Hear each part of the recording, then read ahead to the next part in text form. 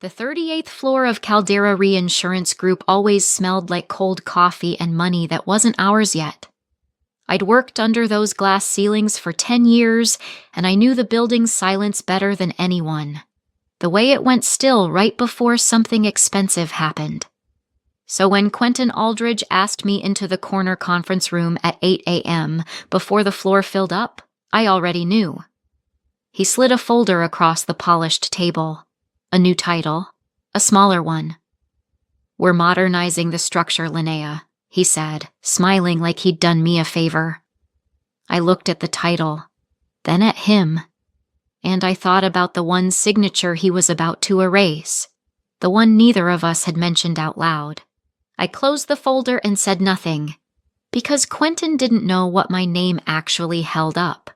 People assume reinsurance is dull. They picture spreadsheets and gray men in gray suits arguing about decimal points. They're not entirely wrong, but what they miss is this. We are the people who decide what a disaster is allowed to cost. When a hurricane flattens a coastline or a factory burns to its foundations, the insurers who paid those claims come to firms like ours to be made whole, and someone has to look at the number, the real number, the one with 9 zeros, and put their name to the promise that we'll pay it. For 10 years at Caldera Reinsurance Group, that someone was me. My name is Adriana Marchetti, Chief Underwriting Officer. 38th floor, northwest corner, a view of the river that I almost never had time to look at. I joined Caldera when it was a scrappy specialty reinsurer with a single trading desk and a habit of taking risks the bigger houses wouldn't touch. I built the underwriting function from a binder of hand-typed guidelines into a discipline. I wrote the standards. I trained the analysts. And every treaty Caldera bound, every property cat layer, every casualty program, every aviation and marine slip, passed under my pen before it was real. That last part mattered more than anyone on the executive floor understood. But I'll get to that. The morning it began, I remember the building being too quiet. Caldera's headquarters is a glass tower that hums with a particular energy by 9 a.m. Phones, the espresso machine in the executive kitchen, the low roar of the trading floor 2 stories down. But at 8, before the floor fills, the place feels like a held breath. That's the hour Quentin Aldridge chose. Quentin was our chief operating officer. He'd arrived 18 months earlier from a consulting background, hired by a board that had grown nervous about efficiency. He spoke in frameworks. He called people resources. He had never bound a treaty in his life, never sat across from a broker at 3 a.m. during renewal season arguing over a single basis point, never carried the weight of a number that could sink the company if he got it wrong. But he had a gift for slides, and he'd convinced enough people that the underwriting function, my function, was a cost center waiting to be optimized. I'd watched him do it slowly. A reorganization here. A reporting line moved there. My direct reports, one by one, asked to dotted line into operations. I said nothing because I'd seen men like Quentin before, and I knew the worst thing you could do was let them see you flinch. That morning, his assistant called my desk. Quentin would like 15 minutes. The Cascade Room. The Cascade Room is the small glass conference room at the end of the executive corridor, the one with frosted lower panels so people can see that a meeting is happening, but not who's in it or what their faces are doing. It's where Caldera holds the conversations it doesn't want overheard. He was already seated when I came in, a thin manila folder squared neatly in front of him, his coffee untouched. He gestured to the chair across from him as though it were his office and not a shared room. "Adriana, thanks for making time." He always thanked you for things you hadn't agreed to. "Of course. I'll be direct, because I respect you." He slid the folder an inch toward me. "The board and I have been looking at the org for the next phase of growth. We're consolidating underwriting authority into a centralized operation structure. Cleaner governance, faster cycle times. I let the words sit. Centralized under whom? Under the COO function. Me, for now. A small smile. We'd like to keep you on, of course, in an advisory capacity. Senior advisor, underwriting strategy. You'd consult on the big placements, mentor the team, less of the day-to-day grind. He said grind the way someone says a word they've only ever read. I opened the folder. A single sheet. A new title. A reporting line that ran to him.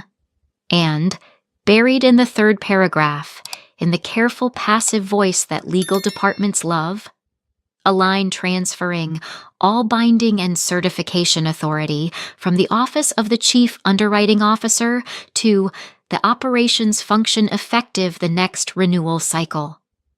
I read it twice, not because I didn't understand it, because I wanted to be absolutely certain Quentin didn't. This is generous, I said, which was true in the way that a thing can be technically true. We value continuity, he said. I closed the folder. Down on the river, a barge crawled upstream, slow and heavy, the way large things move when they don't yet know they're in trouble.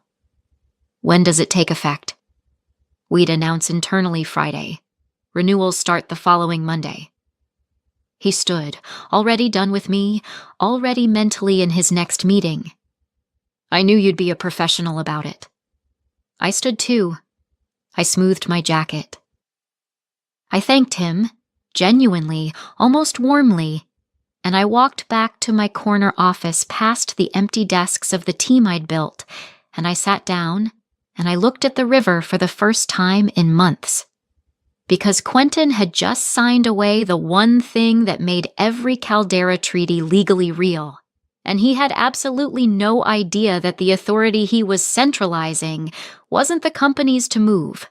It was mine, personally, by name, on a register he'd never read. And renewals started Monday. The announcement went out Friday at 11 a.m., the dead zone before lunch when nobody has the energy to react and everybody reads their email anyway. Subject: Underwriting Excellence. Organizational Update.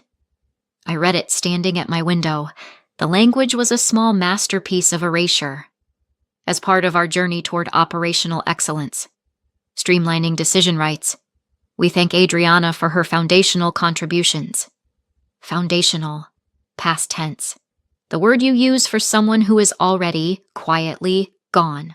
By noon, the floor knew. I watched it travel across the open plan like weather, heads tilting toward screens, then toward each other, then a careful, deliberate not looking at my office. People I'd hired, people whose mortgages I'd vouched for in offer letters. They didn't come in. They didn't know what to say, and I understood. In a glass tower, sympathy is a liability you can't afford to be seen holding. Quentin, to his credit, didn't hide. He held court by the espresso machine, narrating his own decisiveness to anyone who'd stand still. I went to refill my water around 2, and I had to pass him.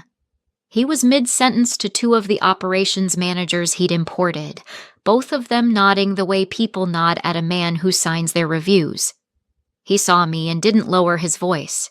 If anything, he raised it. Adriana! Perfect timing.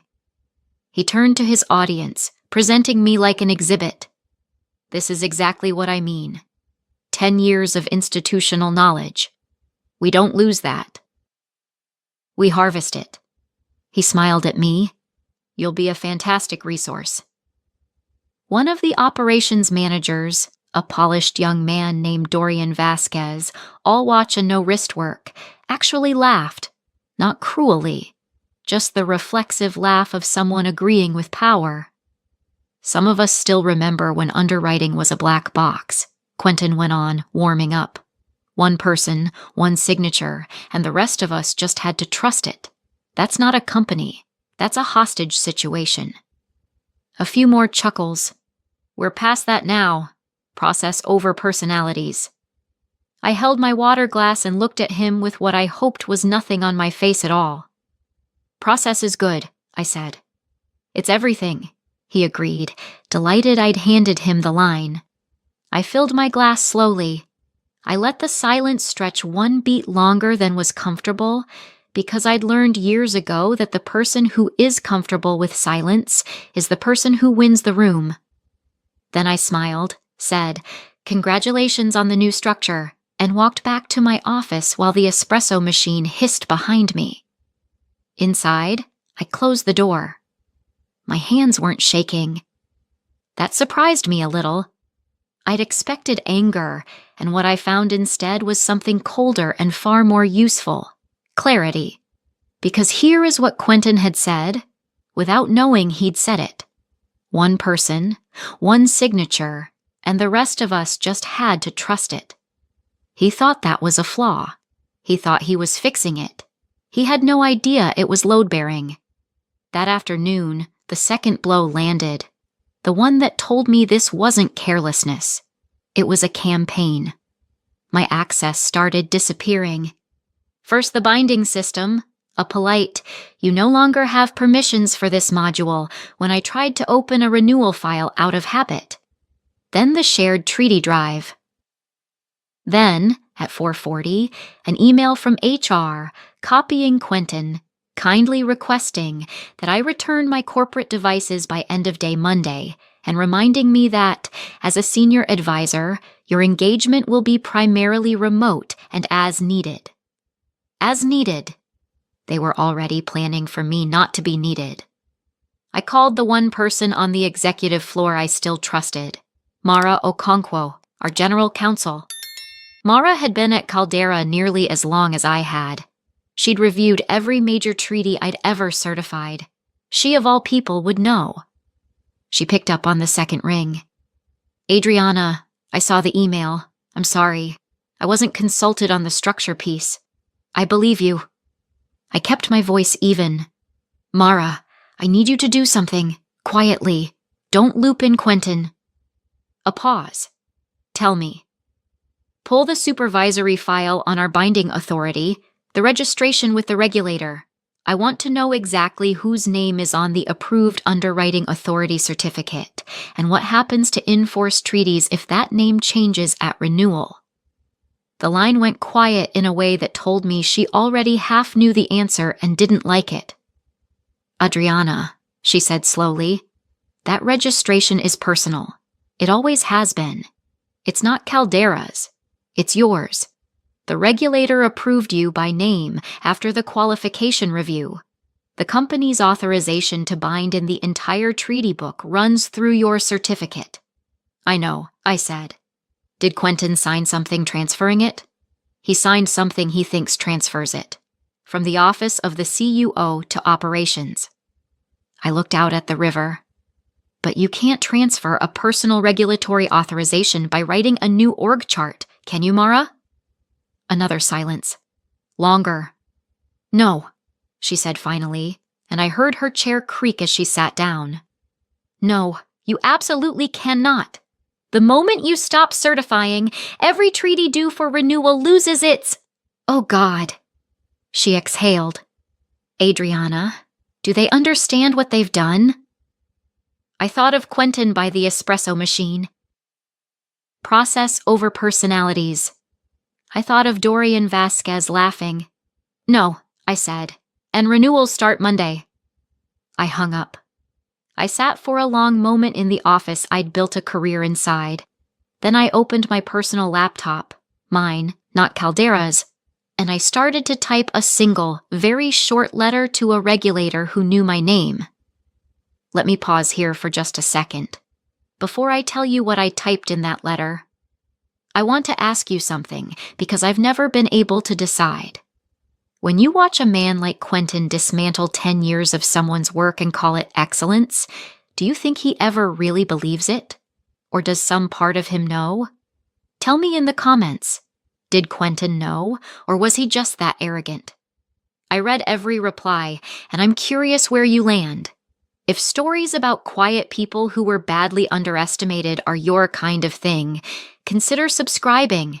It genuinely helps these get seen. Now, the letter. Because what happened after I hit send is where everything starts to turn. The letter I sent that Friday evening was 4 sentences long. It went to a woman named Imogen Caldwell, a senior supervisor at the regulatory authority that oversaw every reinsurer in our market.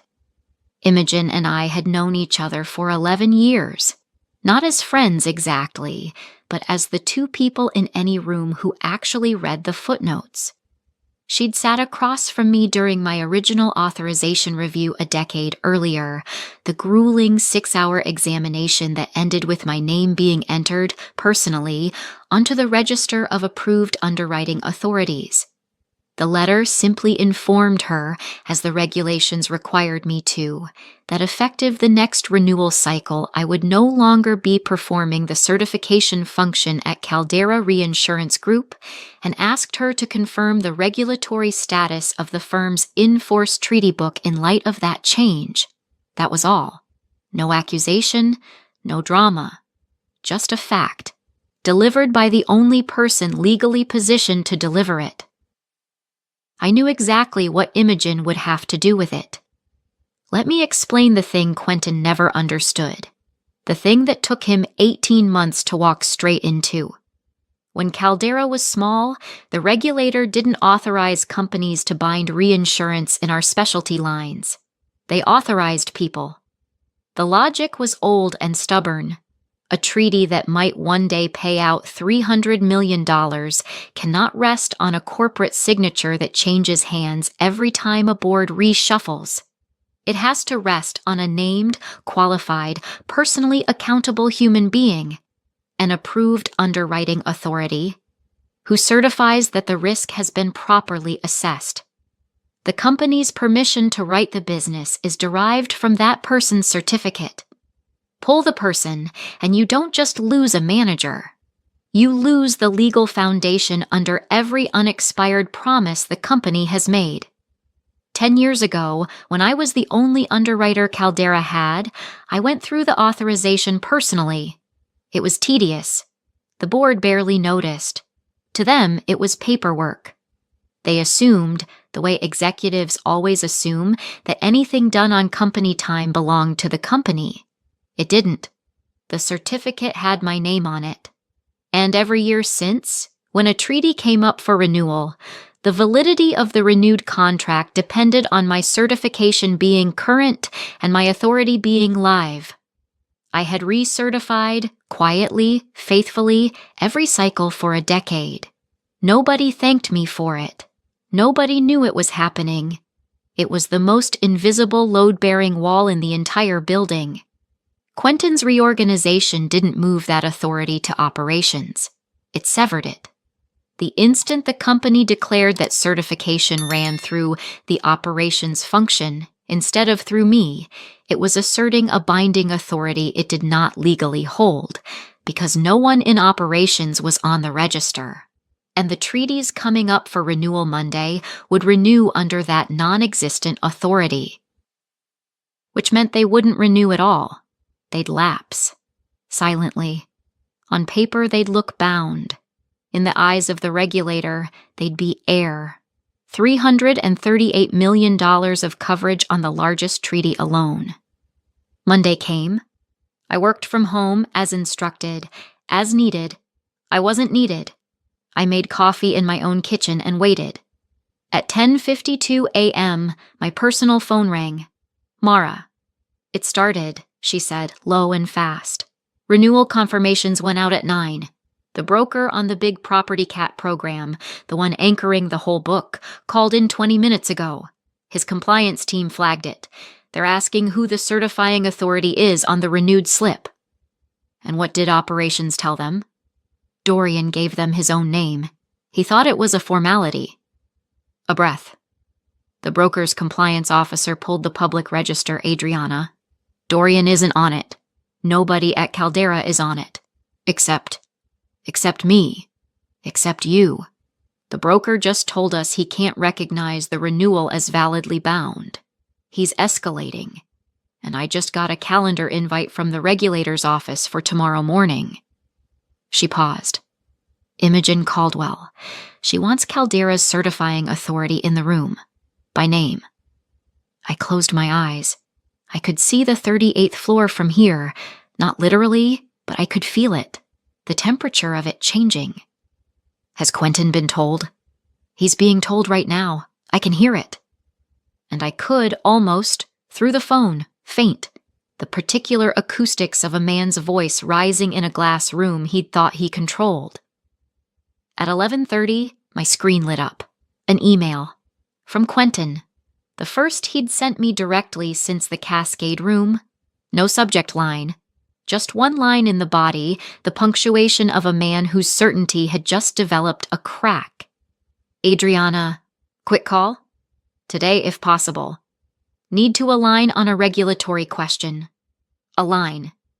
He still thought it was a question of alignment. He still thought there was a framework that fixed this. I read it twice. Then I set the phone face down on my own kitchen table, and I let it sit there, the way he'd let me sit in the Cascade room 3 days before.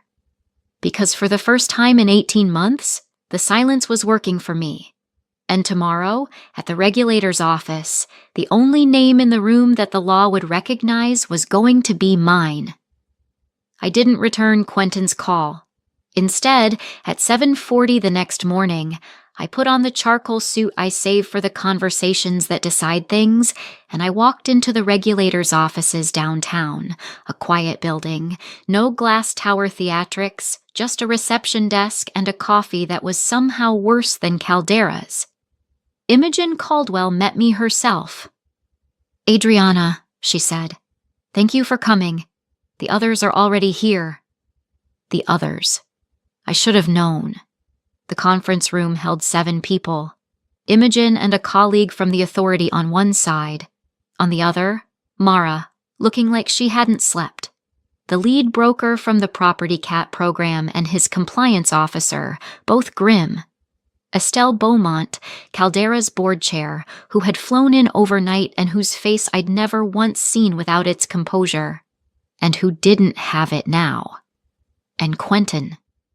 At the far end, jacket on, color high, a man who had walked in believing he was here to manage a problem and was only now beginning to suspect he was the problem. Imogen didn't waste time. I'll state the issue plainly for the record, she said, so there's no ambiguity for anyone. She looked at Estelle, not at Quentin. On Friday, this authority was formally notified that Ms. Marchetti would cease performing the certification function at Caldera as of this renewal cycle. Ms. Marchetti is the sole approved underwriting authority on our register for Caldera Reinsurance Group. She has been for 10 years. Her authorization is personal. It is not transferable by internal reorganization, by title change, or by board resolution. With respect, Quentin started, you've centralized nothing that was yours to centralize. Imogen said it without heat, which made it worse. Treaties bound under Caldera's specialty authorizations are valid only when certified by a registered authority. As of Monday's renewals, no registered authority certified them, including the Property Catastrophe Program renewed at 9 a.m. yesterday. She let that sit. $338 million of coverage that, as a matter of law, did not validly renew. It lapsed. The broker's compliance officer spoke for the first time, flat and final. Our cedant cannot rely on lapsed coverage. We've notified them this morning. They're already in the market for replacement capacity at this week's pricing after a loss event, which is double what they were paying you. He looked at Estelle, and they'll be reviewing every other treaty Caldera has placed with us. If the certification was invalid on one, the question is open on all of them. I watched it land on Estelle Beaumont's face, the cascade, the dependency map snapping into view. Not one treaty. The book. Quentin's voice came out higher than he meant it to. This is a technicality. A filing. We can fix the filing. He turned to Imogen. We submit the new structure, You update the register, the treaties stand. Yes, it's administrative. You cannot retroactively certify a treaty, Imogen said. Certification attests that the risk was assessed by a qualified authority at the time of binding. It wasn't. There is no form for pretending it was. Then rebind them. Today. At today's market, the broker said quietly. If the sedans will even come back to you. Most won't. And then Quentin did the thing I'd watched 100 lesser men do at the exact moment their leverage evaporates. He turned to me. Adriana. The smile was gone. In its place, something I'd never seen on him. Need. You can certify. You're still on the register. Just certify the renewals. Backdate is too strong a word. We'll find the right word. But you sign, the coverage holds, and we make this whole thing go away. We protect the company. He spread his hands. You're still a Caldera person. You're foundational. There was that word again. He'd meant it as a tombstone on Friday. Now he was holding it up like a life raft. Quentin, I said. Gently, almost. 3 days ago, you told a room full of people that one person and one signature wasn't a company. You called it a hostage situation. You said you were past that. He had no answer. Around the table, no one was looking at him. They were looking at me, because the law in the room had only ever recognized one name, and it was mine, and everyone in that room now understood it. I'm not going to certify those renewals, I said. Not because I'm angry, because I won't put my personal authorization, my name, my license, the thing I spent 10 years keeping current, behind a binding process I no longer control and no longer trust. The moment you stripped my authority on paper, you made it impossible for me to stand behind the result. You didn't fire a manager, Quentin. You fired the foundation. And then you told everyone the building stood on nothing. Estelle Beaumont spoke at last, very quietly, to no one in particular. How much is exposed across the book? Mara answered, because someone had to. If the certification question opens every treaty up for renewal this quarter, north of $1 billion in coverage, all of it now in question, plus the sedans we've already lost, plus the regulatory inquiry into how it happened. She didn't look at Quentin. She didn't have to. Quentin sat down. Not chose to. His body did it. He stared at the table as though the wood grain might rearrange itself into the org chart he'd drawn, the clean one, the one with his name in the center and mine in a box marked advisory. It didn't. And in that silence, the held breath silence of a glass tower that has just discovered what it was actually built on, I understood that the reversal was already complete. I hadn't lifted a finger to cause it. I'd simply stopped holding up the wall they'd decided didn't exist. Estelle turned to me. Adriana, she said, I think you and I should talk. Privately. Today. The private conversation with Estelle Beaumont lasted 40 minutes. She did most of the listening. She asked me one real question near the end. If you'd come to me on Friday, told me what Quentin had walked into, would you have stopped it? No, I said. Because you wouldn't have believed me until it happened? People like Quentin only lose when the consequence arrives on its own, with no fingerprints on it. I didn't bring this down, Estelle. I just stopped carrying it. The difference matters, and the board will need to understand that difference very clearly in the next few weeks. She understood. The board met that Thursday. I wasn't in the room for the first part, but Mara was, and she told me afterward how it went. Estelle laid out the exposure with the broker's figures in front of every director, the lost sedan on the property cat program, the replacement capacity that firm was now buying elsewhere at post-loss pricing, and the dozen treaties up for renewal that quarter whose certification was now in question, over $1 billion of coverage sitting in legal limbo because of a reorganization that had been sold to the board as operational excellence. Then she had the general counsel read, into the minutes, a single sentence from the regulator's file, that the firm's authority to bind in its core lines was, and had always been, personal to Adriana Marchetti, and could not be moved by internal restructuring. There was no dramatic vote. There rarely is. The dramatic part is the silence before it, when 10 directors realize simultaneously that they signed off on something none of them had read closely enough to understand. Quentin Aldridge was asked to step out. He did not come back in.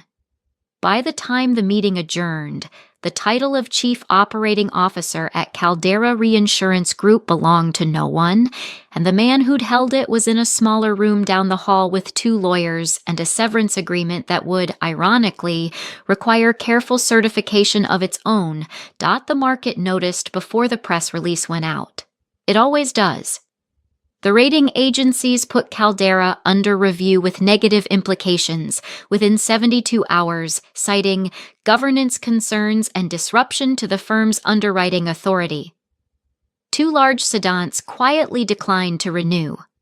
A trade publication ran a careful, lawyered piece under the headline, Reinsurers Restructuring Triggers Authorization Gap. My name wasn't in it. It didn't need to be. Everyone in the market already knew whose signature had gone missing, because the absence of it was the entire story. Quentin's exit was announced as a decision to pursue other opportunities. I'm told he spent the following months on the conference circuit, giving a talk about transformation. I never went. But I heard secondhand that he'd stopped using the word foundational. Estelle called me 10 days after the board meeting. The offer she made was not the one I expected. Not Chief Underwriting Officer again. Bigger. A board-level role, newly created. Chief Risk and Underwriting Officer, reporting to the board, not to operations, with the binding authority structurally protected so that no future Quentin could ever again sign away something he didn't understand. And a clause, drafted by Mara, stating in plain language that the firm's certification authority was personal to its named holder, and that any attempt to transfer it required the holder's written consent. I read that clause 3 times. Then I signed it. I'd like to tell you I felt triumphant. I didn't, exactly. What I felt, walking back onto the 38th floor on my first morning back, was something quieter and more permanent. The team I'd built came out from behind their desks this time.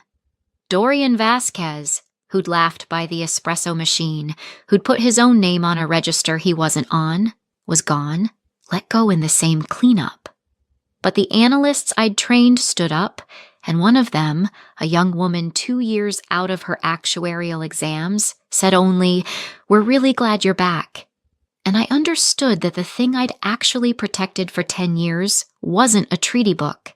It was them. I went to my old corner office. Same view, same river. The barge from that first morning, or one just like it, was crawling upstream again, slow and heavy. I thought about Quentin's line, the one he'd performed for an audience by the coffee machine. One person, one signature, and the rest of us just had to trust it. That's not a company, that's a hostage situation. He'd had it exactly backwards, and it had cost him everything. A company isn't the org chart. It isn't the slide deck or the title on the folder or the man who's most comfortable talking in a glass room. A company is the invisible work that holds it up. The signatures nobody reads, the standards nobody thanks you for, the load-bearing walls you only notice the moment someone decides to knock one down. I'd spent 10 years being that wall. They'd mistaken silence for weakness and absence of complaint for absence of value. I sat down at my desk and pulled the first renewal file toward me, the big one, the Property Cat program, back at the table now that there was a name they could trust again. I uncapped my pen. The same name, the same signature. The one thing they'd tried to erase, and the only thing the whole building had ever truly stood on. I signed it. And this time, I made sure everyone understood exactly what that signature was worth.